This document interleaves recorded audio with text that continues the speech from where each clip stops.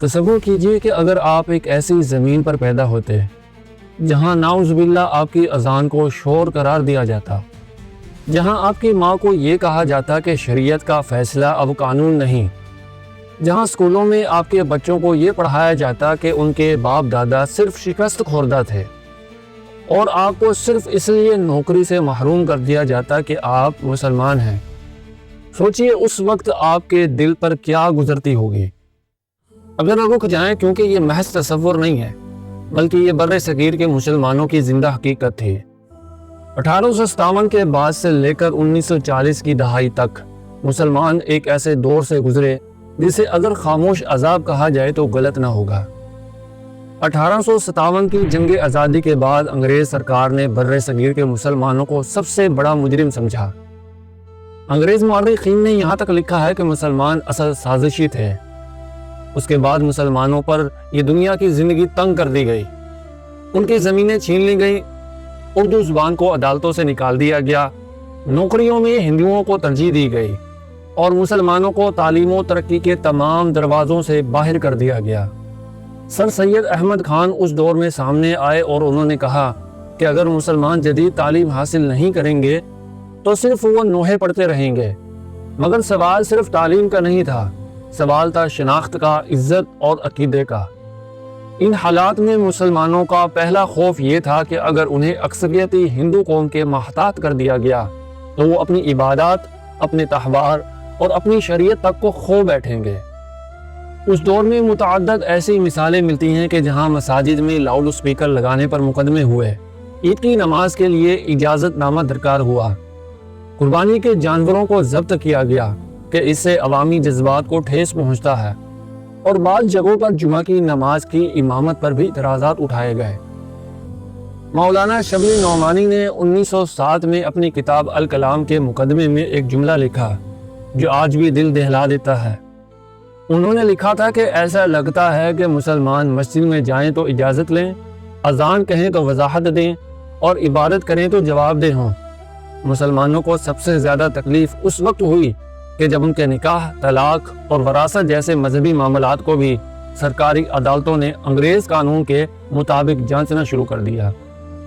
لاہور میں ایک مشہور کیس ہوا جس میں ایک خاتون کا نکاح قاضی نے خود پڑھایا تھا، لیکن عدالت نے کہا کہ یہ نکاح قانونی نہیں کیونکہ اس کی رجسٹریشن انگریزی ضوابط کے مطابق نہیں ہوئی۔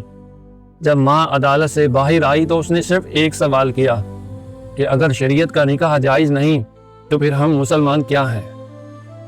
دوستو، صرف نکاح ہی نہیں، مدارس کی رجسٹریشن، حج کے اجازت نامے اور یہاں تک کہ قرآن کی طباعت تک کو پابندیوں کا سامنا کرنا پڑا۔ علماء کرام کو باغی اور فرقہ پرست کہہ کر ہراساں کیا گیا اور عوامی امن کے بہانے عوامی مذہبی جلسوں کو محدود کرنے کی کوشش کی گئی۔ یہ سب کچھ اس بات کا اشارہ تھا کہ اگر کل ہندوستان آزاد ہوا اور مسلمانوں کو علیحدہ حیثیت نہ ملی تو ان کا دین، ان کی شناخت اور ان کی آزادی سب کچھ خطرے میں ہوگا۔ دوستو، اب ذرا دل پر ہاتھ رکھ کر سوچئے کہ اگر دین پر عمل کرنا، اپنے عقیدے کے مطابق جینا اور اپنے بچوں کو وہی تاریخ پڑھانا جو آپ مانتے ہیں، اگر یہ سب کچھ چھن جائے تو کیا آپ آزاد ہیں؟ یہی سوال بر صغیر کے مسلمانوں کے سامنے بھی تھا۔ دوستوں، مسلمانوں کا دوسرا خوف تھا زمین اور روزگار۔ 1900 کے بعد جیسے جیسے کانگریس مضبوط ہوئی، مسلمانوں میں ایک خدشہ بڑھتا گیا کہ اگر اکثریتی ہندو طبقہ اقتدار میں آ گیا تو کیا ہمیں روٹی بھی ان کی مرضی سے ملے گی؟ اس خوف کی بنیاد تھی وہ اقتصادی اور تعلیمی تفریق جو انگریز دور میں واضح ہو چکی تھی اور جسے کانگریس کی ابتدائی پالیسیوں میں مزید شدت ملی۔ کانگریس کی کئی ذیلی تنظیموں نے تعلیمی اداروں میں ہندی کو ترجیح دینا شروع کر دیا۔ اردو جو مسلمانوں کی علمی اور تہذیبی شناخت تھی، اردو کو غیر ملکی زبان کہا جانے لگا۔ لکھنؤ اور بنارس جیسے شہروں میں اردو کو سکولوں سے نکال دیا گیا۔ مسلمان اساتذہ کو تزلزلی کا سامنا کرنا پڑا اور اردو کتابیں سرکاری نصاب سے غائب ہونے لگیں۔ سرکاری نوکریاں جنہیں بر صغیر میں عزت اور طاقت کی علامت سمجھا جاتا تھا، مسلمانوں سے چھینی جانے لگیں۔ 1931 میں ایک رپورٹ کے مطابق आला सरकारी ओहदों पर मुसलमानों की तादाद सिर्फ 2% थी, जबकि कुल आबादी में उनका हिस्सा 25% से ज़ायद था। ये वो वक्त था जब मुसलमानों में एक फिक्रा आम हो चुका था कि अगर मुलाजमत भी सवाल हो और इबादत में भी रुकावट हो तो हमारा वजूद कहाँ बाकी रह जाएगा। दोस्तों, अब बात करते हैं मुसलमानों को लगने वाले सबसे गहरे जख्म और खौफ की।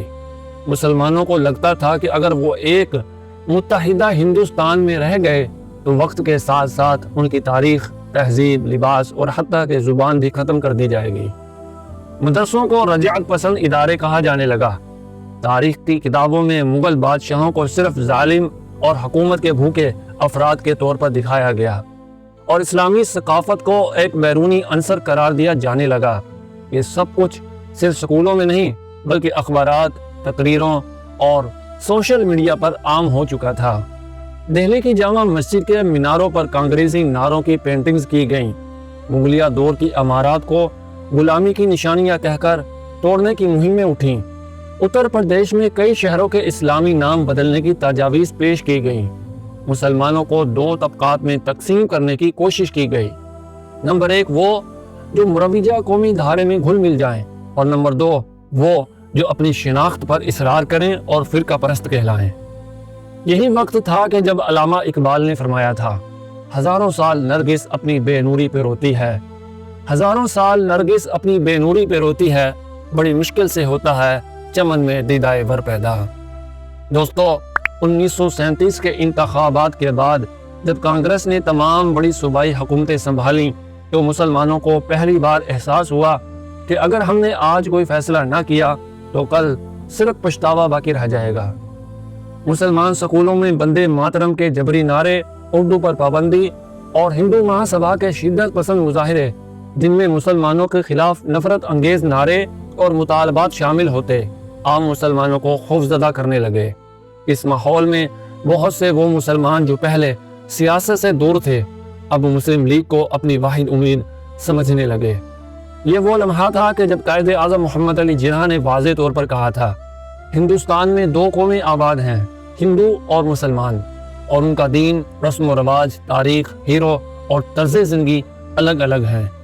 यही वो नुक्ता था कि जहाँ 2 कौमी नज़रिया हकीकत बन गया।